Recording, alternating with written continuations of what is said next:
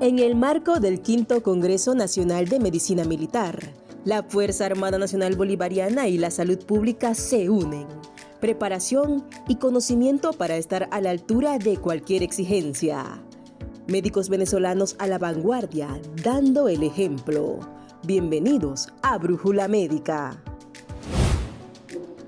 Y Brújula Médica se traslada a Puerto Cabello, una ciudad que dicen que está de moda en este momento, pero que tiene una gran comisión, que es la formación de todo el personal en el área de la salud militar con respecto a la defensa química, biológica y nuclear. Cuando hablamos de este tema, no solamente hablamos de defensa, hablamos de riesgo, hablamos de amenazas y, por supuesto, lo más importante, el entrenamiento al personal de salud. Me encuentro con mi almirante Ramírez Bernal, quien es el director del Hospital Naval, doctor Francisco Isnardi. Mi almirante, una gran comisión en el marco del V Congreso Nacional de Medicina Militar, hablar de riesgos NBQ. Sí, buenos días María, muchas gracias por la invitación al programa. Bueno, sí, como tú bien dices, es un riesgo latente pues, que nosotros tenemos ante un escenario de amenazas que nos surten sobre la patria. Nosotros debemos estar atentos, alertas y debemos estar preparados para poder contrarrestar cualquier tipo de amenaza. Y eso es parte de la iniciativa que nos lleva a ejecutar este tipo de actividades académicas de formación y capacitación de nuestro personal de la Fuerza Armada para que esté a la altura pues, de las exigencias que nos de la patria. ¿Por qué esas siglas de NBQ? ¿Qué significan como para poner en contexto al pueblo venezolano? Bueno, consideramos riesgos NBQ, riesgos que son agentes nucleares, biológicos y químicos, que son usados con fines bélicos para atentar contra algún estado o algún ente en particular.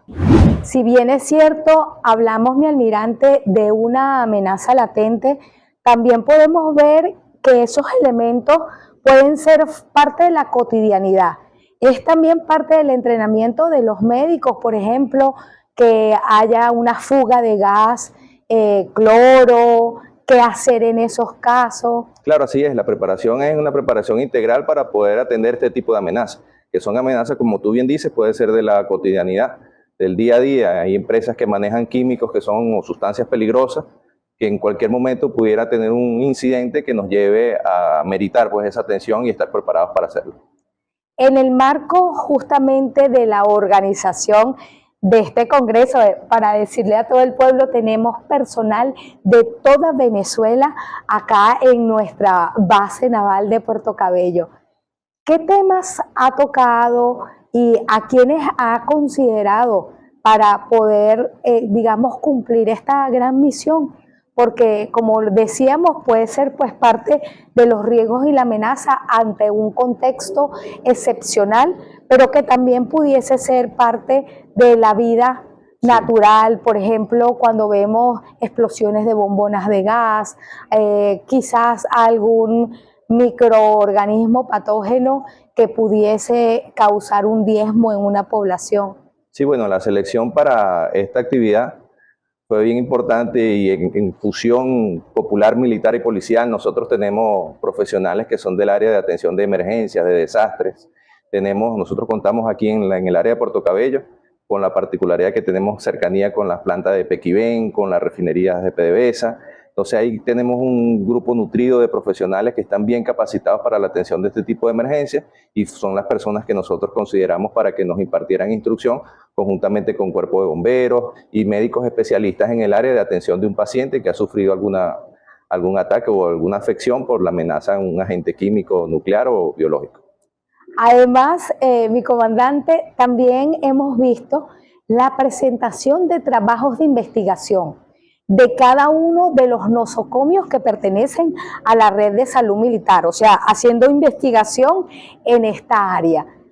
¿Qué le puede comentar también pues, a nuestro pueblo venezolano que ha sido lo más importante que hemos extraído de esta nueva generación, la generación de relevo que se está capacitando en esta área? Así es, bueno, siguiendo los lineamientos de nuestro general en jefe, Vladimir Padrino López, ministro del Poder Popular para la Defensa, él ha impulsado pues, integración de todos los centros de salud de la red sanitaria militar, y en la parte de adiestramiento hemos desarrollado este tipo de actividades de congreso donde se reúne todo el talento de los hospitales y de los centros de salud de la red sanitaria para exponer sus avances y entre todos nutrirnos pues, y complementarnos unos a otros para optimizar nuestro desempeño.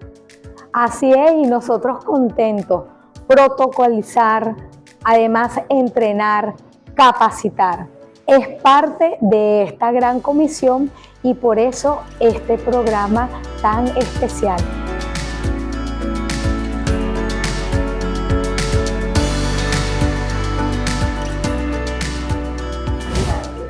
Formación académica desde acá, Puerto Cabello, Hospital Naval Dr. Francisco Isnardi. Me encuentro con una de nuestras doctoras, pilar fundamental en esta área de las ciencias de la salud y sobre todo porque no solamente tributamos al pregrado, sino también a los posgrados. Mi doctora querida, internista, especialista en terapia intensiva y ahora la Comisión de la Educación. Sí, bueno, buenos días, gracias por estar aquí en este espacio tan bonito. En el hospital, efectivamente, Francisco Isnardi de Puerto Cabello, bueno, siguiendo los lineamientos de DIGESalud, nuestro comandante director, Rubén Ramírez Bernal, bueno, nos asignó esta gran compromiso de tener no solamente pregrados en el hospital, sino también posgrados. Hicimos convenio con la Universidad de Ciencias de la Salud e invito a todo el personal militar, médico militar, a los familiares que pueden hacer tanto pregrado como posgrado. Por estos momentos comenzamos con medicina interna, que ya lo comenzamos desde enero de este año, y para el 15 de diciembre tenemos anestesia, cirugía y traumatología. Aún tenemos plazas disponibles para los militares y no militares. Y en la parte de pregrado, mi doctora, que también estamos trabajando en eso. Sí, bueno, en pregrado tenemos odontología, farmacia, radiología y fisioterapia. Y estamos entonces también certificando al personal de enfermería, que ya trabaja con nosotros por muchos años, pero como enfermeras auxiliares, y en esta oportunidad se van a certificar como TCU en 3 años y como licenciadas ya en 4 años. Quédate con nosotros, que en minutos oiremos a cada uno de esos ponentes, pues parte, porque si no tendremos que hacer muchos programas para que Venezuela sepa que cuenta con el mejor sistema de salud del mundo.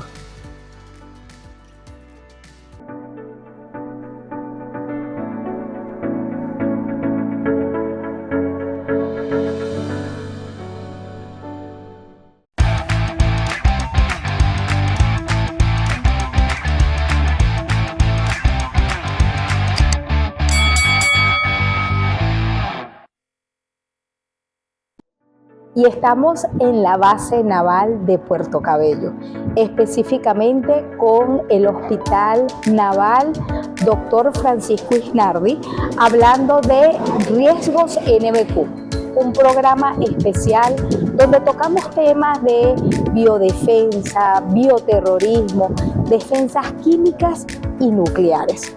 Yo contentísima de tener un invitado especial, que es el Teniente Coronel José Eduardo Laya, compañero de 1000 batallas, compañero de asimilación y por supuesto orgullosísima porque es nuestro físico médico. ¿Existe, mi querido doctor, amenazas, riesgos en materia nuclear en el mundo? Realmente sí, porque hay mucho material nuclear que no está contabilizado, que desde hace mucho tiempo pertenecía tanto a hospitales como a industrias, que quedó como fuentes huérfanas, es decir, que no sabemos ni siquiera dónde están y pudiesen estar, digamos, siendo un riesgo latente para la población, porque al desconocer que esto puede causar daños o efectos secundarios, pudiesen estar siendo manipulados por personas que no tienen el conocimiento ni las herramientas adecuadas para llevar a cabo ese tipo de procedimientos a nivel mundial. También existe otro riesgo, que es realmente lo que hablamos muchas veces, que son los falsos positivos. En algunos casos se origina una alarma, esa alarma no está fundamentada porque realmente no existe el material radioactivo, pero genera pánico en la población o puede generar inclusive el cierre de poblaciones o áreas, afectando la economía de la región, afectando la circulación, el tránsito o el libre tránsito. Y esto también genera problemas a nivel social porque cuando alguien está trasladando mercancías o materiales, si se ve frustrado el tránsito, entonces va a incidir en lo que es la parte económica y en la llegada a tiempo de esos materiales. Hemos tenido eventos inclusive en Venezuela de este tipo, de falsos positivos, pero se han manejado porque tenemos el apoyo de digamos, la organización adecuada. Tenemos los bomberos que tienen un entrenamiento adecuado, tenemos protección civil que lleva a cabo toda la coordinación y tienen las herramientas y el conocimiento para actuar frente a este tipo de eventos, y los órganos de apoyo, como podrían ser los laboratorios secundarios, el laboratorio que tenemos en el IBIC, que cuenta con los detectores adecuados, y dentro de la Fuerza Armada tenemos también un entrenamiento básico para acudir a ese tipo de respuestas. Si nosotros estamos por la calle, por una playita, aquí tenemos un fondo espectacular y encontramos algo que nos llame la atención, algún equipamiento que usted dice, esto no es normal. ¿Cómo debe proceder la población para saber si está enfrente de un elemento nuclear que, por supuesto, pueda poner incluso en riesgo la salud, no solamente suya, sino del entorno y de la comunidad? Bueno, en primer lugar, nosotros debemos siempre mantenernos lo más alejado posible de una fuente o algún material que pudiésemos catalogar como nuclear o radiológico. ¿Por qué? Porque la distancia entre esa fuente y nosotros va a garantizar la barrera principal de protección. El otro punto es evitar permanecer un tiempo prolongado cerca de esa fuente, estando expuestos nosotros a ello. Y por último es crear barreras en torno a ese material para garantizar que la radiación no llegue a nosotros. Esos son los 3 puntos básicos, que serían distancia, tiempo y blindaje. Una de las cosas importantes es que notificar, o sea, alejarnos del lugar y notificar a los expertos para que ellos sean los que evalúen el material que se sospecha puede ser material radioactivo.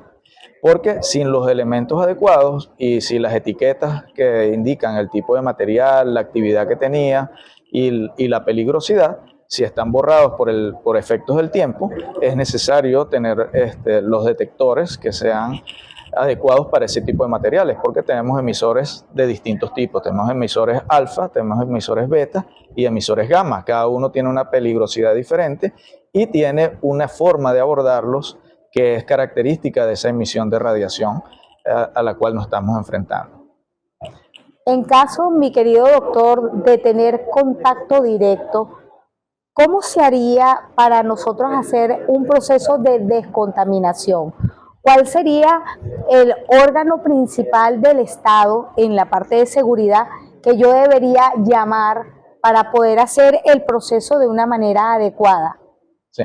Bueno, el proceso inmediato debe ser el lavado con abundante agua y jabón, pero esa agua y jabón, ese digamos, residuo, no debe caer en los niveles freáticos, es decir, no debe ser almacenado en un recipiente, ya sea un balde, un tambor, para garantizar que si estaba contaminado, o si había contaminación, no vaya a causar una contaminación mayor de lo que pudiesen ser, digamos, fuentes acuíferas o áreas de terreno donde pudiese llegar otra persona a estar allí cerca. Eso en primer lugar. Luego, notificar a los entes, ya sea protección civil o bomberos, para que identifiquen si existe realmente ese riesgo de contaminación radioactiva, apoyado, por supuesto, en los órganos que tengan los equipos adecuados. Como les dije, es importante verificar qué tipo de fuente radioactiva es, y generalmente esas fuentes radioactivas están selladas, tienen doble o triple coraza de acero inoxidable para evitar que el material se disperse. Entonces son fuentes cerradas. Claro, en este caso, si hablamos de fuentes que llevan mucho tiempo expuestas a la intemperie, pudiese ser que esas corazas, ese blindaje pudiese estar deteriorado y es necesario hacer un frotis para verificar si hay trasvasación de ese material fuera de su contenedor. Ese procedimiento implica tomar un hisopo, frotarlo contra la superficie o contra las superficies de la fuente. Eso lo debe hacer un experto, por supuesto, y luego medir cuánto hay de radiación. Si la radiación permanece en ese hisopo en niveles ambientes, obviamente no ha habido ruptura o pérdida de la integridad del contenedor y es seguro manipular ese contenedor. En caso de que haya una pérdida, vamos a tener que actuar de otra forma, es decir, garantizar, lograr mantener la hermeticidad mediante el uso de otros implementos, es decir, un contenedor secundario para guardar esa fuente en ese contenedor. O sea que nosotros, mi querido doctor, sí estamos preparados en el país en caso de cualquier tipo de estas amenazas. Sí tenemos preparación y sí tenemos capacidad de respuesta, tenemos, digamos, el músculo intelectual y los implementos para llevar a cabo este tipo de, afrontar este tipo de eventos.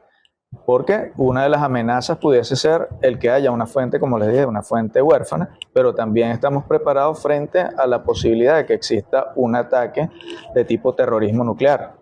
Es decir, que se utilice una fuente radioactiva para generar el terror en la población. Entonces, esto tenemos la preparación, tanto teórica como práctica, para afrontarlo.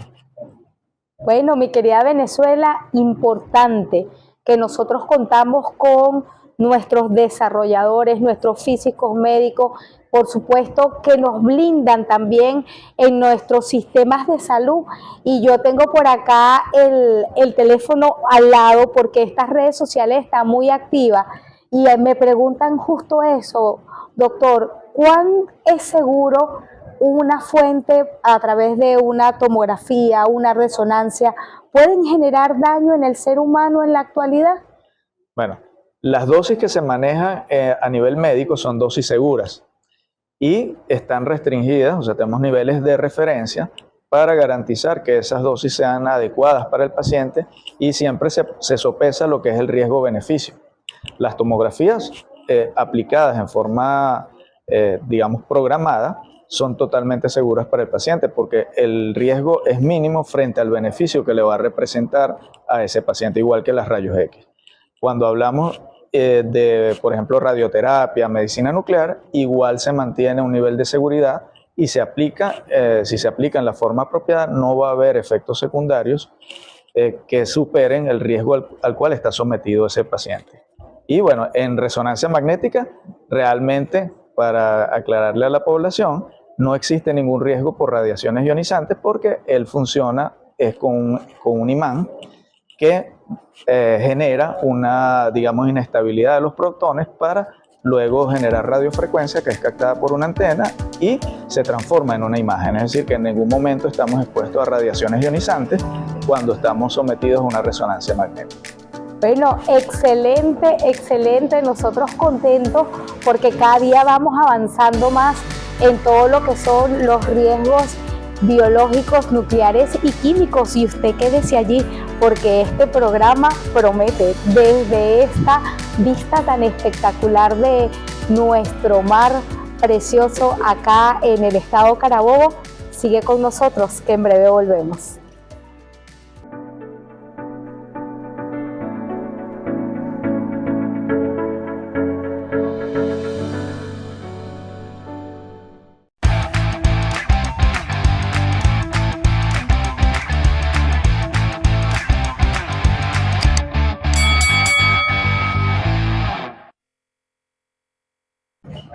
Y me encuentro con el doctor Freddy Pulgar, que es uno de nuestros intensivistas aquí en el Hospital Naval Francisco Isnardi. Mi querido doctor, hablar de todo lo que son amenazas biológicas, bioterrorismo, biodefensa, y por supuesto venir saliendo de una pandemia, pues el COVID nos arropó a nivel mundial y pues sabemos hasta dónde un virus puede penetrar y puede dañar. ¿Qué nos puede decir al pueblo de Venezuela qué es el bioterrorismo y qué significan los virus en esta terminología tan importante? Anteriormente, cuando nosotros estudiamos medicina, los virus para nosotros era común, por decir alguna gripe, un malestar general, una diarrea. Pero a medida que ha pasado el tiempo, la sociedad se está adaptando a virus mortales que tienen órganos blancos, tanto respiratorios como la parte inmunológica. Y esos mismos virus los están utilizando muchas personas o muchos, como decir, gobiernos que quieren atentar contra naciones, ¿okay? Y se puede utilizar como armas letales, ¿okay? Pero también tenemos bioseguridad diaria en los hospitales, por lo menos una hepatitis B, una hepatitis C, el HIV. Esos virus generalmente nos pueden llevar a un riesgo interno por manipulación de secreciones o cualquier otro instrumento que uno está dentro del mismo hospital. Ahora, desde el punto de vista militar, los virus se pueden utilizar como armas biológicas efectivas porque tienen una alta probabilidad de mortalidad y efectividad. El ejemplo más importante que tuvimos fue la época de la epidemia del ébola. El ébola nos trajo a nosotros un desarrollo importante, especialmente en las áreas críticas, en terapia intensiva y en bioseguridad. Que haya sido o no una guerra biológica, el tiempo dirá. Pero existen otros tipos de virus, ahorita por el efecto país que tenemos, ¿ok? Tenemos países que nos están amenazando.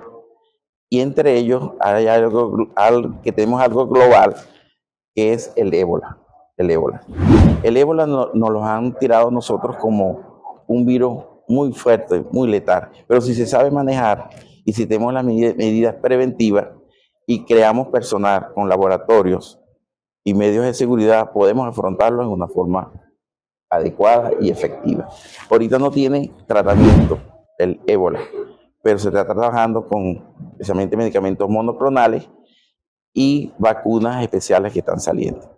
Pero lo más importante es la prevención que podemos tener en nuestros hospitales y en nuestra comunidad. No hay que tenerle miedo al ébola si llega a llegar a nuestro país. Nosotros tenemos personal preparado para poder enfrentar y aislar el virus y a nuestro personal. Yo creo, mi doctor, que lo más importante en este caso es la epidemiología. Ese gran vigilante que nosotros tenemos en todos nuestros centros de salud y que una vez que se presente un caso de cualquier tipo de virus, nosotros saber que debemos o tenemos el deber de poder notificar la presencia de un virus atípico y poder ejecutar todas las medidas preventivas, curativas y de hospitalización.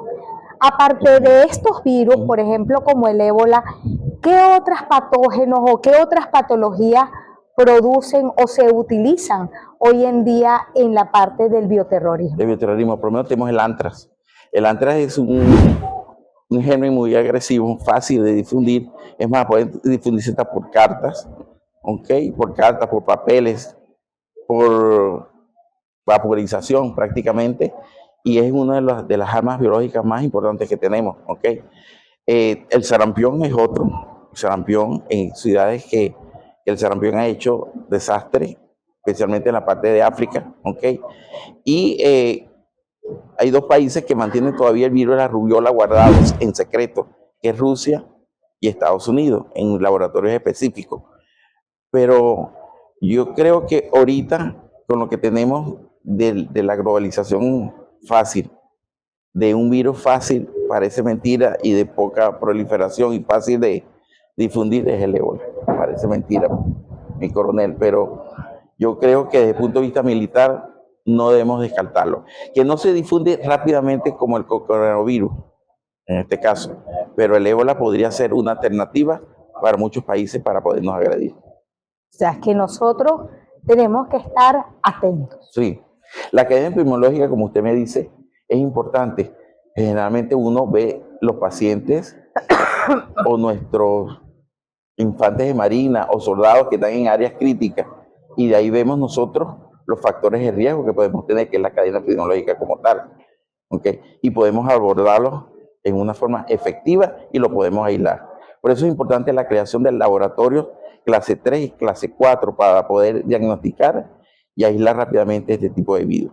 Venezuela siempre ha sido efectiva en las pandemias, por lo menos las pandemias del cólera. Nosotros en otros países han tenido cólera, por lo menos desde el caso de Colombia, Haití, Jamaica, y Venezuela nunca hemos tenido cólera como antes. En el 90 hubo una crisis importante que iba a llegar cólera y Venezuela desde el punto de vista epidemiológico lo hizo muy bien. El caso del dengue, nosotros hemos enfrentado en una forma efectiva el dengue, no hemos tenido unas grandes mortalidades como los países que están en Centroamérica, que han tenido una mortalidad igualmente en el Caribe. O sea, Venezuela tiene un esquema desde el punto de vista epidemiológico efectivo y personal para poder abordar cualquier epidemia. Así es, y nosotros haciendo el trabajo, perfecta fusión entre nuestros hospitales militares, hospitales civiles, Ministerio del Poder Popular para la Salud y, por supuesto, Ministerio de Ciencia y Tecnología, nuestro IBIC, que es capaz de secuenciar cualquier tipo de virus. Si usted tiene una muestra que sea atípica o le cause alguna ese interrogante, usted puede acudir al IBIC, donde allí nos abren las puertas para hacer investigación. Los virus existen, pueden ser manipulados, existe el bioterrorismo, existe la biodefensa, pero existe todo un pueblo que tiene esperanza, que no es una amenaza y que está preparado para el pueblo venezolano, para defender esta patria. Seguimos en este programa tan importante hablando de riesgos NBQ. Quédate con nosotros.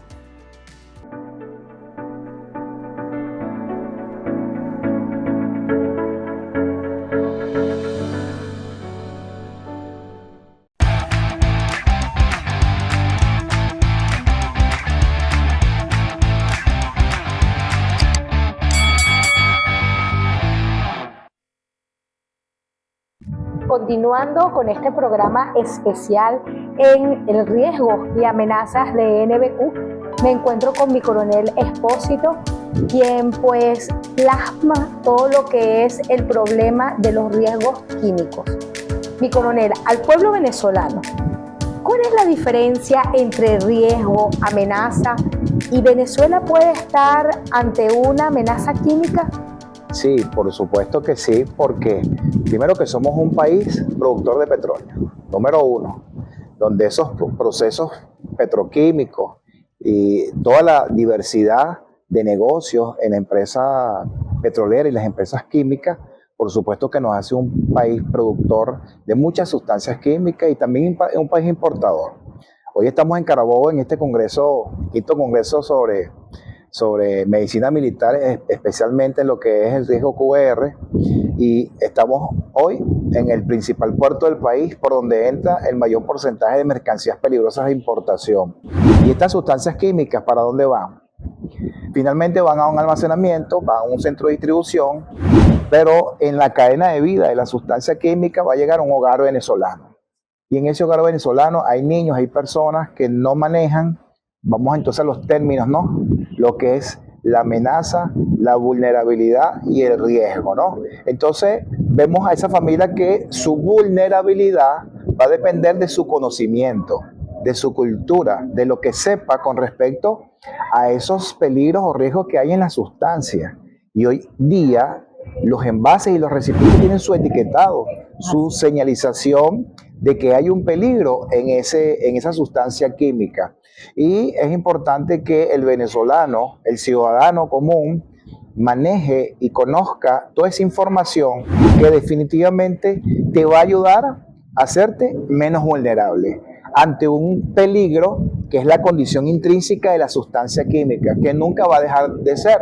Porque, si, por ejemplo, vamos a hablar de los eventos que más generan incidencia en Venezuela. Vamos a hablar de la fuga de gas doméstico, del gas líquido de petróleo, que es el gas que comúnmente conocemos en Venezuela, donde toda la semana los organismos de respuesta de emergencia como los bomberos atienden una gran cantidad de emergencias por fuga incendio o en el peor de los casos que son las explosiones. El gas siempre va a tener su propiedad intrínseca de ser inflamable, pero va a depender de la persona, el manejo, en este caso, el manejo seguro, que lo va a hacer menos vulnerable ante un peligro que siempre va a estar allí. Entonces, definitivamente el ciudadano es muy responsable en esto, en el manejo de las sustancias químicas peligrosas. También hay que resaltar una gran cantidad de sustancias químicas que hoy día han sido clasificadas por organismos internacionales como las sustancias que más generan impacto en todo el mundo. Podemos hablar de algunas de ellas que están en Venezuela. Por ejemplo, el gas cloro. El gas cloro, que es un elemento químico muy oxidante, es altamente tóxico, tiene una historia de arma química, 1914, cuando se utiliza por primera vez como arma química, generando más de 10.000 bajas en los combates. Hoy día, nosotros tenemos gas cloro en cualquier ciudad por los procesos de trabajo donde hay potabilización del agua. Requiere de grandes proporciones, no de hipoclorito de sodio, que es lo que se compra en la bodega, en el automercado, que no es más que una combinación de soda cáustica con gas cloro. No, ese no es el gas cloro que yo me refiero. Yo me refiero a un gas, a un elemento químico de la tabla periódica que tiene una gran propiedad de ser altamente tóxico y que es muy manejado en Venezuela. Voy a hablar del estado Carabobo. En promedio, vamos a hablar de 3 plantas potabilizadoras de gran volumen. En promedio manejan 300, 400 cilindros mensual. Es decir, tenemos un gran volumen de manejo de gas cloro, y si hay un mal procedimiento en esos procesos de trabajo, no se toman las medidas preventivas, ¿okay?, ante un peligro que siempre va a estar allí, es donde puede ocurrir un impacto. Entra la palabra riesgo, ¿no?, como la probabilidad de que ocurra. Entonces, en esa probabilidad de que ocurra, donde se intercambian, ¿no?, lo que es la vulnerabilidad y la amenaza, el ser humano juega un papel muy importante, ¿no?, en lo que es la prevención.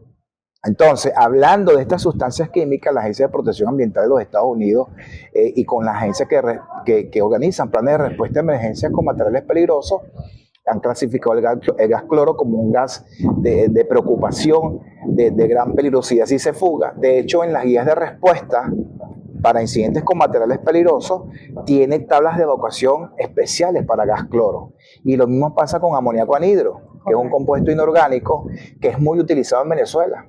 ¿Pero en dónde? ¿Dónde lo utilizan? Bueno, si usted va a una planta de procesamiento de aves, lo que se conoce como mataderos de pollo, todos sus sistemas de refrigeración utilizan amoníaco anhidro por su propiedad termodinámica, ¿no? Genera ese enfriamiento. Las empresas que fabrican hielo también en sus grandes cavas van a utilizar amoníaco anhidro. Entonces, sí tenemos una incidencia importante histórica en los equipos de materiales peligrosos, que en este caso están en los cuerpos de bomberos.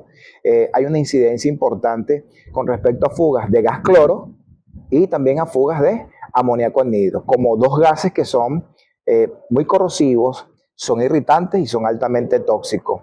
Aparte de otros gases también que también podemos mencionar el sulfuro de hidrógeno, que también es un gas peligroso, fluoruro de hidrógeno, por lo menos en las refinerías utilizan fluoruro de hidrógeno, forma parte de sus procesos de trabajo, de sus procesos productivos, y el peligro va a estar allí. Pero va a tocar de parte de toda la estructura organizacional de estos equipos de trabajo, de las empresas, de los equipos que hacen la prevención del riesgo y de los que les toca atender la emergencia, establecer buenos esquemas para manejarlo de la mejor manera y sobre todo para responder en caso de un evento no deseado. En la actividad de hoy, bien interesante haber estado compartiendo con ustedes, hablamos un poco de lo que es los protocolos que hay internacionales para responder. Históricamente nacieron para responder a incidentes con materiales peligrosos, pero dada la dinámica y los cambios en el mundo, las diferentes situaciones políticas que han sucedido en otros países donde se han utilizado estas sustancias para hacer daño, para generar caos y guerra y terrorismo. Entonces, estas normas han tenido que incorporar esquemas para manejar incidentes con armas de destrucción masiva, donde pueden participar agentes químicos o sustancias químicas, como pueden ser elementos radiológicos y, como usted acaba de dar una excelente ponencia, que en este caso son los elementos biológicos. De ahí nace esas siglas que han ido evolucionando, ¿no? QBR, QBRN, y donde hoy hay afortunadamente buenas estructuras y planes y programas que deben ser aplicados y que deben ser tomados en cuenta por la ciudadanía o los órganos que tienen esta competencia de manejar esos posibles escenarios para que se pueda primero prevenir. Siempre hay que tratar de prevenir de que no se genere ese impacto, porque ese impacto puede ser complejo, inclusive puede generar un nivel de desastre. Y en segundo lugar, si ocurre el evento, se pueda dar una respuesta adecuada ante estos escenarios.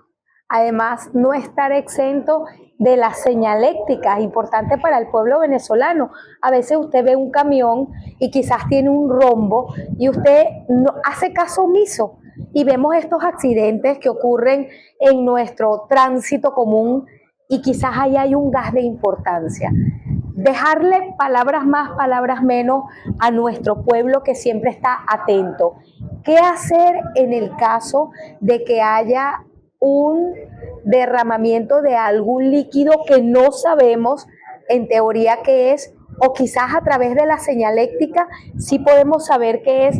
¿Qué hacer el pueblo venezolano ante un gas? Esa pregunta es bien interesante, porque días atrás hubo un gran incidente en México, donde en un distribuidor volcó un autotanque de gas licuado de petróleo. Seguimos con el famoso gas de cocina. Fíjense que se está generando la fuga. En este contenedor el tanque viaja en dos fases, en fase líquida y fase gaseosa. Cuando hay fase líquida, el volumen de la fuga es muy dramático, ¿no? Y rápidamente se vaporiza más de 230 veces un litro de gas licuado de petróleo. ¿Ok?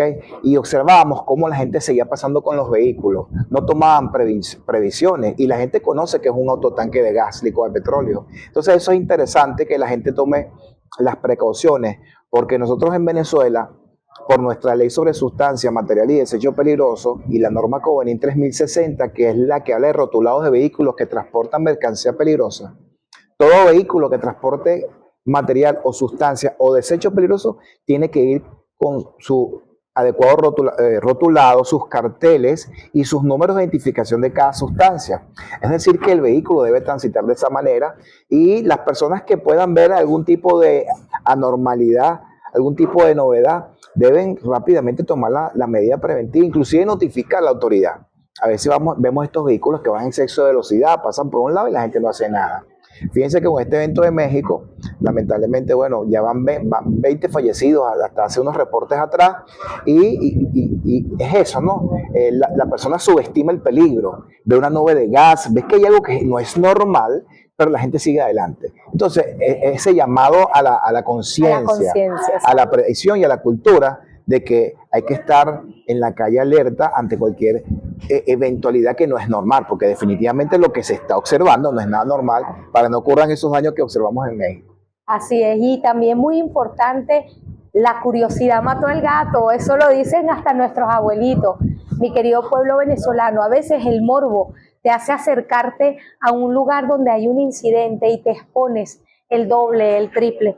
Nuestros cuerpos de seguridad en la actualidad están formalizados y capacitados para poder atenderlo, pero si tú interrumpes el trabajo de ese cuerpo de seguridad, pones en jaque tu vida. Un poco de conciencia, como decía nuestro querido coronel Expósito, para que nosotros podamos vivir en un ambiente seguro. Cuenten con la formación de sus mejores profesionales, que estamos aquí para dar una respuesta ante cualquier amenaza.